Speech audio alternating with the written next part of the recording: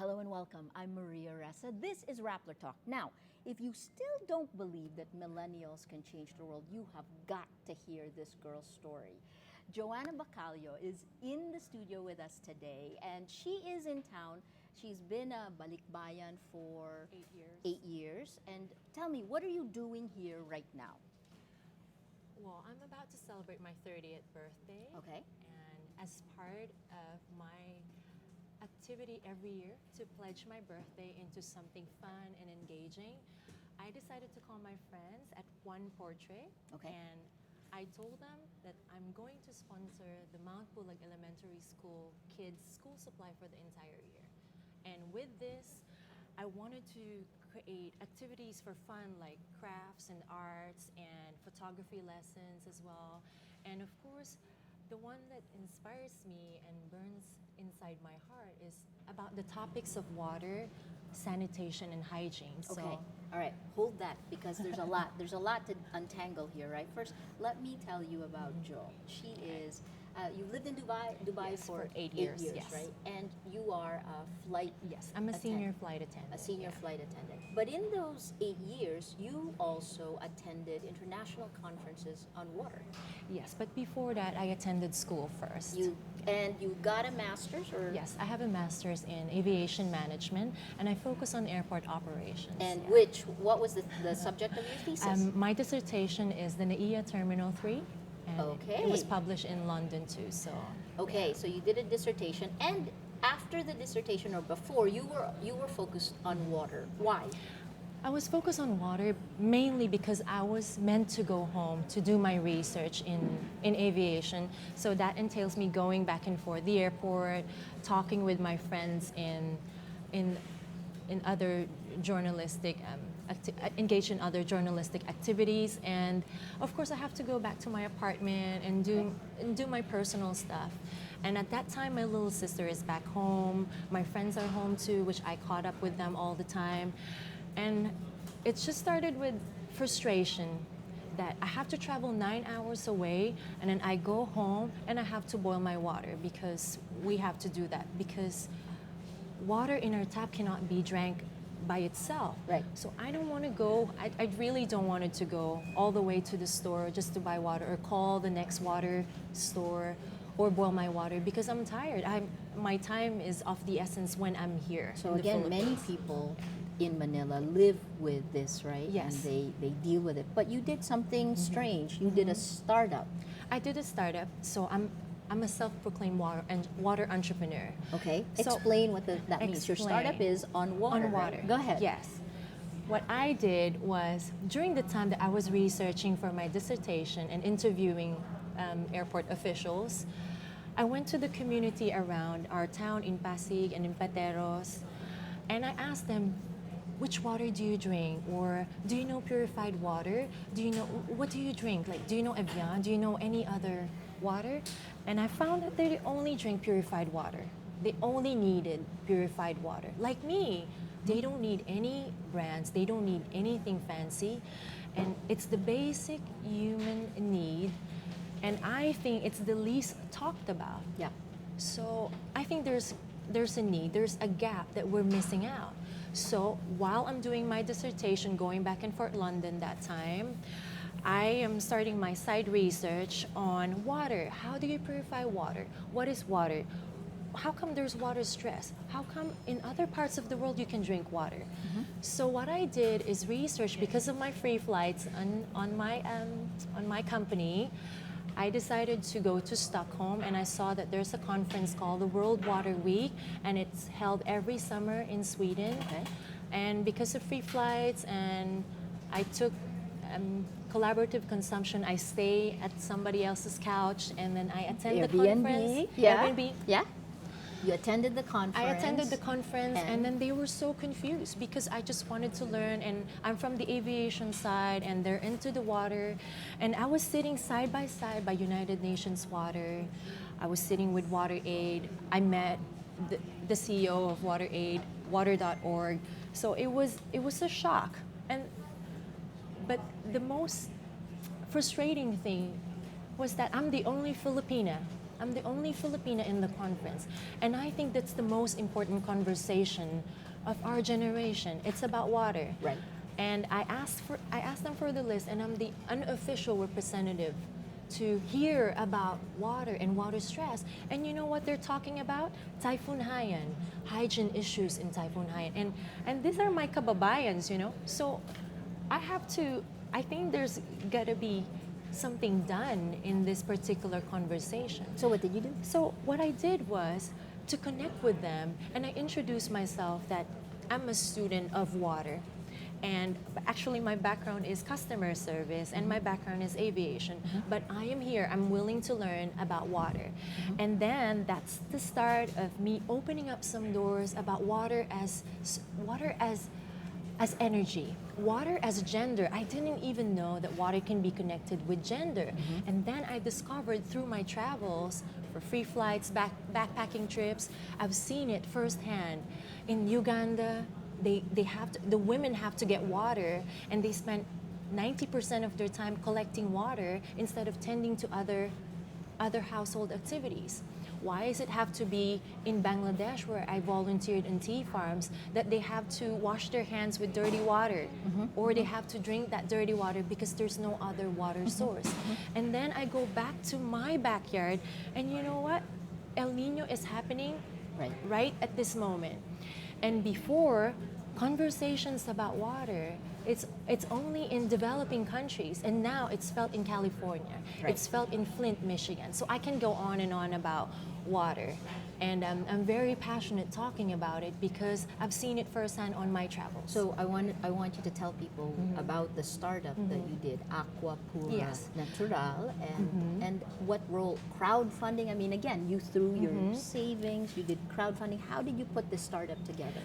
So, in my startup, I felt like this is in the process that I debunked all of the myths about creating a startup. Because before, creating a business or a business model should be, hey, there's a capital investor and I have to have a big amount of capital. No, you can't. You can't start by just limiting yourself with that. Right. Entrepreneurship is about attitude. So I said, look, guys, I wanted to run a business 9 hours away from where I live because I'm 9 hours away in Dubai. While you lived in Dubai, you were going to run a business in Manila about water. About water. So my first few friends, which I spoke with them. And do you think it's crazy? Yes, we think it is, but we support you. So I have to do this in the least possible cost. Right. Because I'm also living my life in Dubai because I have my own fees and bills. Job. Right, and job. exactly. So graphic designer friend, interior designer friend, and then the other friends, they all came up with ideas and they helped me put this up. And then I didn't even have to pay extra. All I did is use my resource, which is again free travels, because I use it as my platform. Right. So I went to China, found the supplier in China, in the Philippines, and the next thing I knew, where am I going to put it? Well, I changed my apartment into a manufacturing plant. So you flew on your job to China, to Guangzhou, found a water purifier that you brought to your... And then I contacted their partners in the Philippines. So next thing I knew, I have a water shop in your apartment in Manila. Pasig, yeah. Okay. And then, since then on, I hired like tambays in the canto. And then I told them, look, you know what? You wanted to work for me? This is what I expect you to do with the background in customer care. I think I did a pretty good job in training them. And then I have a very trusted team here. And then I was just earning money out of the entrepreneurship venture that I did. But you weren't satisfied with stopping and making money of water. I was not satisfied, mainly because maybe it's my personality too, that I just challenge what else can we do? Okay. That's it. It's not the same, or it's not very different if I sell bags or if I sell in food and beverage. So what else? This startup has to have a social impact. Good. Why? Most people don't care. People don't care, and most of the time I hear you have to have an exit plan. I mean, these startups, they usually have an expiry date. Right. Why? I don't want to. It has to branch out. It has to create momentum. Okay. So I said, well, it has to make an impact. I'm not only earning money out of water, I am actually providing clean water for the community. And imagine if other people, if other young people start something, it would create a ripple effect. All you have to do is make that first move. And a lot of people, which I think, and I think it's in general terms, they're afraid to make mistakes or lose money. It's part of it. But then again, I thought at that time I was young enough to lose money, and I just have to close my eyes and calculate the risk and just move. That's it. I just have to make that move. And to go back to the Mount Pulag Elementary School, Going back to Mount Pulag. what you did is, and again, correct me if I'm wrong, right? But you threw your own money in, Yeah. and then you crowdfunded I it. crowdfunded it. And how does your company fit into it at all, or? Well, I've always wanted to do activities that relates to water and sanitation and hygiene. So I said, these are going to be the ingredients of my 30th birthday because I wanted it to be fun. I wanted to be engaging. I wanted to do with kids. I want to see my friends too. So I told them, look guys, this is what I wanted to do. I wanted to contact my friends in One Portrait, and some friends are also coming. And I just posted it on social media. Hey guys, you wanted to join my 30th birthday party? There's gonna be party hats, there's gonna be fun games, photography lessons, and some other crafts and activities. Would you like to come with me? So when I posted that online, and I only have Facebook as my platform at the moment, it reached until common friends of common friends of common friends, and it went as far as Brazil. So with me tonight and today are two creatives from Sao Paulo and Porto Alegre, and they're coming with me because And you didn't know them before I don't know they them. volunteered. We just have a common friend on Facebook, and they say, you reflect what we wanted to do, or this is the translation of what we wanted to portray in our own creative lives. How can we help? So this is the start. One has to move, and it just follows. Doesn't necessarily mean that you're going to be comprised in the Philippines only. This is the similar problem as well that In are other faced parts in of the other world. parts of the world. So they say they wanted to contribute, they wanted to document, and they wanted to be part of my party. So everyone's welcome in the Philippines, right? So Is there, I guess, so much energy? Where do you get your energy from?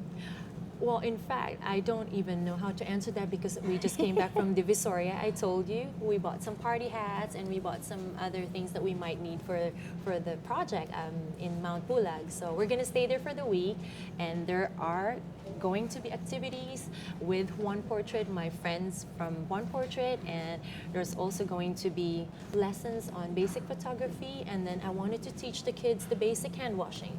I don't know, maybe I thought this is a very basic concept, but no one talks about it. But this can prevent a lot of diseases. Most of the diseases are water related, especially in rural areas. So Joe, most people your age would travel around the world and have fun. I did too.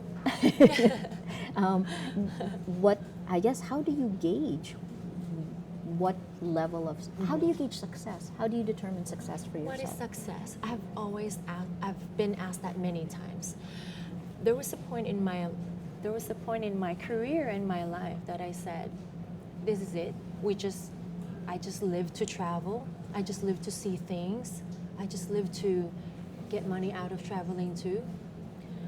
But when you get there into remotest villages in Peru, where I traveled, one of my favorites, and maybe I always say Uganda because I've been there, I volunteer there too, and you don't have anything at all, and actually you only need water. You need clean water. You don't need a backpack, you don't need anything, you just need water. And water has no social level. It's very basic. You and me, we need water. So you cannot tell me that you're better than me because we both need water. And if we don't preserve this, this is going to be our future. And what I try to say all the time is that water, sanitation, and hygiene is the least talked about among our generation, but this is the most concern. And also the people with least access are the massive population. So there's a disconnect. We have to talk this. We have to open this conversation about water. That's why understanding about water through the seminars that I have done and I have heard and participated led me to say, hey, you know what? No one's talking about it. I'm going to open the conversation about it. You haven't lived in the Philippines. I mean, you are a balikbayan. I am a balikbayan, but I live here. I studied here. I was born and raised here too. What keeps you, why come back? You've been living in Dubai for 8 years, I've been right? And living in traveling Dubai. the world. What ties you here? Why come back? Why? I just felt, and I always reflect that I am the one who has this intellect. I am the one with this drive. I am the one given this attitude, I would have to say. And without the Philippines, without old Manila town hustling and bustling and trying to challenge me each single day during university years, this woman would not be here. So anywhere I go, I have to go back to my backyard and I have to do something. If I can do it elsewhere, I can start here. And well, in fact, I told you that all of my engagements with water, which now I reach a certain level where I'm engaging as a young professional for water in Stockholm, making decisions, because I told you they're talking about the Philippines and no one's there. And you're working with the World Economic Yes. Forum, right? Now I have a future project with the World Economic Forum. They heard about my initiatives and conversations about water, and then they say, you're exactly what we need. I don't know how, I don't know when or where, but we open up some topics and conversations about this, and it's going to be big. And I wanted young people to be part of this conversation because no one's going to talk about it, and we are going to inherit this problem. Explain to Pinoys who live in Manila, what is it like to be a balikbayan? I think it's a very distinct model what I have, because they would always criticize first, of course. Yes, you're the one traveling for free. You're the one with all of the platforms. We can't do this. We're too poor. I just wanted to tell you that my dad is an OFW. My mommy is an OFW too in Abu Dhabi. My dad is in Saudi, and I knew how it feels like to have an OFW relative. But we should not stop from the family. We should integrate with our community, and with that, and through only that, that's the start of the impact.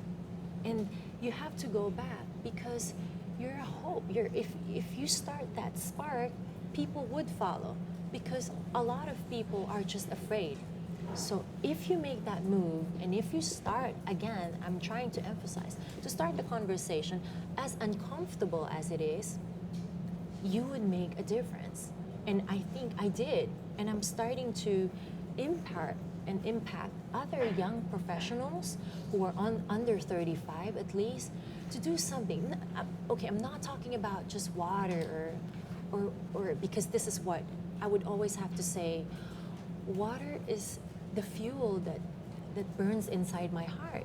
And everywhere I go, this is what I see. In fact, I think I get the first news of water na mawawala ng tubig in Metro Manila, in Pasig area at this time. We have to care because we only care if the water runs dry, sabi nga nila. And this is true. We have to start this amongst ourselves and go to the community. That's the only way to make the impact. So what do you want to happen? What do you want people watching you now to do? I want people to know that through engagements and community work, it's actually fun. It's actually fun, and it's so engaging, and you don't feel like you're working. You don't feel like you're making a difference at all. You're just doing your own thing. That's why as I've told you, I have rejected a few engagements and interviews because I think I'm just doing my own thing. But I think the voice should be heard, and then the voice has to speak about water and the lack of water. Well, in fact, in January 2016, it was declared by the World Economic Forum that the number one global risk is not about refugees that we're all concerned about. It's about water.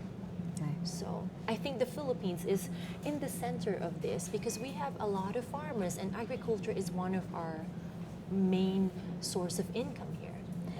You talked about social media, you talked about crowdfunding. I guess, tell me how technology is empowering people like you. Technology is the center of the lives of many people, especially millennials. They're all in the mobile phone. And why not use that as a tool, as a platform to hear your voice, at least like say something that is meaningful, or maybe just take a photo that this is happening. You can be part of the conversation with technology. And again, social media plays an important role because it's reputation, it's engagement, and this is the start where people, oh, she's doing something. You know, I can do that too. Hey, I think it's cool. It can be fun. So I just told them, hey, you know, I'm turning 30 and let's go hike up. And maybe it's fun and it's going to be a lot of kids. So I can't wait for the 200 kids of Mount Pulag Elementary School. So we'll close. Your last thoughts on this? Your last thoughts in terms of where you want things to go? My last thoughts would be, with regard to entrepreneurship, I wanted to divide it into entrepreneurship and advocacy. With entrepreneurship, again, it's all about the fear of failure. We just have to do it. We just have to go from the end point. What do we want to achieve? And then work backwards. If you start with the why are you doing this? Because every time a lot of my foreigner friends ask me, Joe, why are you doing this? Why are you doing this? What is the why behind this? Why water? I look back and I felt those years that we were affected by the typhoon, Right. and that we have to boil water, that we live by the rivers. These are all part of who I am. And actually, now that I'm in the right time, I felt like I'm in my right disposition in life. I'm going to use this as much as I can and take it to my advantage. So start with the why. And why am I doing this is because I was affected. So imagine I felt like just a little bit of pain of boiling my water or getting the next water into the water shop. How about the others who don't even have a tap? So imagine that. And then you can do all the hows. How are you able to build this? How? So that follows. And then the advocacy happens because now you're able to run this whole thing and then you get out. And then the advocacy happens grassroots, community-based. It cannot be done like of course, public policy makers are very important and pertinent characters in this whole conversation. But if you go to the communities and if you go by yourself to experience firsthand, that is the time that you say, hey, I can make something here. I can improve one life and it's okay. Crowdfunding is a tool. It's a platform. But then again, the attitude behind it, because if you're shy, you're a brand. I am a brand now. I would love to believe that I am a brand. People associate my name with water. So I shouldn't be shy. I shouldn't be shy that, hey, we were affected by the typhoon before. I shouldn't be shy to tell my story. And you know what? Maybe you can be affected too. So in future, networking through social media again, you will find so many people who are also, hey, I wanted to do this too. It looks so cool. In fact, I got a lot of girls and guys who are telling me, we like what you do. I have an idea. What do you think about this? And this is the start. This is the spark of the move that I was talking about. Fantastic. The movement. Before we close, I do want to ask you what you found about the airport in your thesis and how you see the Philippines today. Of course. I have been to generally all places that you can imagine, different cities and different towns. And in my research and in contrast and comparing the NAIA Terminal 3 to other airports, I would love to think that there are so many things that we should have killed in the construction of the contract itself. The contract was the worst part of the whole story. And I can mark my word on this. Vested interest? Yes. Politics? Yes. What? Yes, politics. Yes and no. In fact, when I presented my dissertation for my advisor, he told me, Joanna, please stop being politically inclined with your dissertation. I said, I can't, because I will not tell the truth, because the contract itself is actually surrounded with a lot of allegations, and it has been passed through so many presidents, and every single time I pass by NAIA, I'm not quite sure if I'll be proud of it, because there's a lot of things to be done. Duty-free is another topic that I have suggested, that it's an integral part of raising funds for an airport, because airport should be engaging. It should be going with the flow of the time. Yeah. But we cannot see outdated resources and materials in the airport. So how do you feel about the Philippines today? The Philippines today, I would always wanted to say that there's a lot of messed up. Comparing it to different cities, of course, you cannot compare it to different cities. It's so messed up, it can only get better. Okay, it can, and that, can only and you get better. want to be part of that, Yes. even though you've Yes. lived in Dubai for. We should. I challenge all the Filipino workers that they would always say, oh, because I am just this one, I live here for so long, I do not connect anymore to the Philippines. Yes, because you travel. It's so easy to throw criticism. But hey, we have a responsibility to the motherland. And as small as making a difference on, I don't know, the quality of the things that you post online, or conversations you start, you can be part of being positive, because that's how I see the Philippines. It's so crazy, it's so messed up. It's like Divisoria on a Saturday morning. Oh my Lord. However, it's an organized chaos. That's what I took my friends today in Divisoria, and this is the Philippines, and I'm not ashamed of it, but it can only get better. Let's be part of getting it better. Fantastic. Thank you so much. We've been listening to Joana Bacallo. She is a senior flight attendant, a water entrepreneur, and for her 30th birthday, she's giving the school supplies to the Mount Pulag Elementary School and celebrating with the students there. You can do your part, as she has, using technology. Start something, join the movement. I'm Maria Ressa. Hey, you can ask her questions at Joe Bacallo on Twitter. Thanks for joining us.